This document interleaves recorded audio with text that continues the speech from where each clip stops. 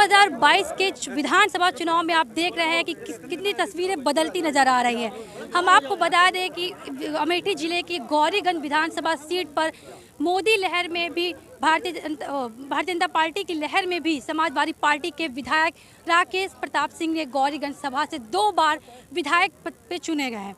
इस बार देखना होगा क्या वो यह हैट्रिक लगाते हैं या नहीं। आइए उनसे बात करते हैं और जानते हैं। सर, बहुत बहुत स्वागत है आपका हिंदी खबर में। सर, किस तरह से देख रहे हैं कि आपकी काफ़ी तस्वीरें बदल रही हैं, क्या इस बार भी आप हैट्रिक लगाएंगे? नहीं, हम ही नहीं जीतेंगे। अमेठी जनपद की चारों सीटें समाजवादी पार्टी के सभी प्रत्याशी जीतेंगे और उत्तर प्रदेश के विधानसभा में शत प्रतिशत प्रदर्शन अमेठी जनपद का होगा। अमेठी जनपद से चारों विधायक जाके माननीय राष्ट्रीय अध्यक्ष श्री अखिलेश यादव जी को मुख्यमंत्री बनाने में अपनी अहम भूमिका निभाएंगे। सर, जिस तरह से देखा जाए कि लगातार यहाँ पे भारतीय जनता पार्टी के जो भी नेता हैं वो कह रहे हैं कि इस बार हम चारों सीट जीतेंगे, हमने बहुत कार्य किए। सर, उस पर क्या कहना चाहेंगे? अब देखिए, कुछ तो लोग कहेंगे, लोगों का काम है कहना। 5 साल में ना किसी को रोजगार मिला, ना महंगाई रुकी, ना भ्रष्टाचार रुका, एक भी सीट नहीं जीतेंगे। पूरे उत्तर प्रदेश का हाल यही है कि 300 से ज़्यादा सीटें समाजवादी लेके सरकार बनाने जा रही है। तो जैसा कि इनका साफ तौर से कहना है कि 300 से ज़्यादा सीट लेके आएंगे। आज हमने सुना कि कई लोग समाजवादी पार्टी ज्वाइन किए हैं आपके प्रयास से।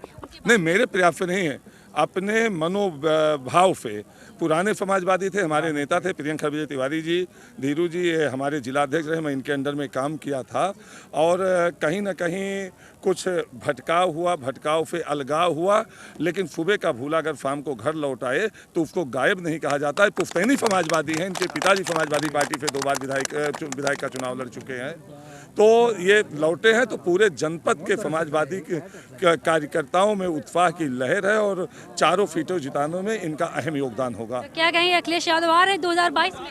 100% आ रहे हैं। जिस तरह से आपने सुना कि गौरीगंज के विधायक हमारे साथ बात कर रहे थे, इनका साफ तौर से कहना है कि 2022 में फिर से सरकार बनाएंगे। और भी हमारे साथ लोग मौजूद हैं। आप जी, मैं 17 वर्ष की आयु से समाजवादी पार्टी का कार्यकर्ता रहा और मैंने समाजवादी पार्टी में एक कार्यकर्ता के रूप में समाजवादी छात्र सभा के जिला अध्यक्ष के रूप में सन 1998 से काम करना शुरू किया और 2012 तक मैं समाजवादी पार्टी के कार्यकर्ता के रूप में काम करता रहा, जिस बीच में मैं 2 बार विधानसभा का चुनाव लड़ा, 3 बार जिला अध्यक्ष रहा, समाजवादी पार्टी की प्रदेश कार्य समिति का सदस्य रहा, प्रदेश सचिव रहा, फैजाबाद मंडल का प्रभारी रहा, रायबरेली और बाराबंकी जिले का प्रभारी रहा।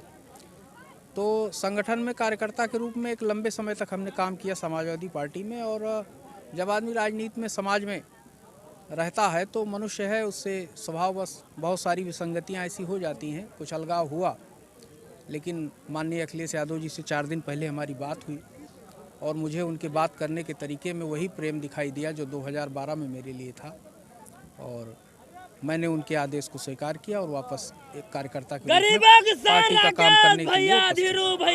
आपकी इस पार्टी में क्या मेन विचार है, क्या आपके मुद्दे हैं? आपकी समाजवादी पार्टी के क्या मुद्दे विचार हैं जनता के बीच, क्या कहना चाहेंगे, क्या मैसेज है? देखिए, समाजवादी पार्टी के लिए तमाम सारे मुद्दे हैं। समाजवादी पार्टी ही एक ऐसी पार्टी है जो आम आदमी की लड़ाई को लेकर के लड़ती है और ये लड़ाई समाजवादी पार्टी आज से नहीं लड़ रही है। ये हमें लगता है कि बीकेडी और सोशलिस्ट के समय से समाजवादी पार्टी आम आदमी की लड़ाई लड़ती हुई आ रही।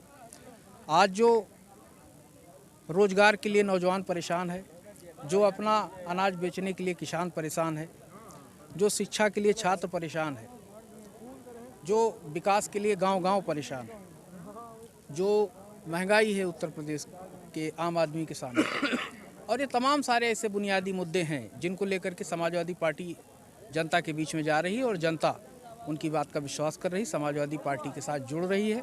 और मुझे उम्मीद है कि अमेठी जनपद की चारों सीटों के साथ उत्तर प्रदेश में समाजवादी पार्टी प्रचंड बहुमत के साथ 2022 में सरकार। तो जैसे कि देखा जाए कि आपकी भारतीय जनता पार्टी काफी प्रचार प्रसार में लगी हुई है और चारों सीटों पर,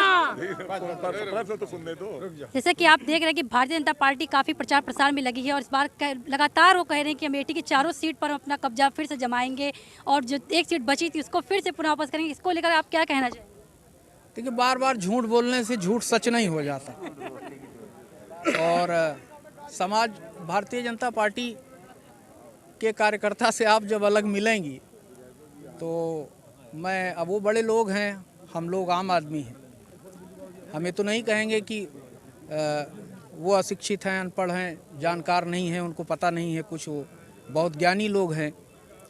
लेकिन जिस तरीके से भारतीय जनता पार्टी के प्रत्याशी हमारे आसपास के 2-3 जिलों में आए हैं, तो पार्टी का तो विरोध था ही। हो सकता है प्रत्याशी जो रहता वो हाथ पैर जोड़ लेता। भारतीय जनता पार्टी के बहुत सारे प्रत्याशी ऐसे हैं जो सड़क छोड़ करके गांव में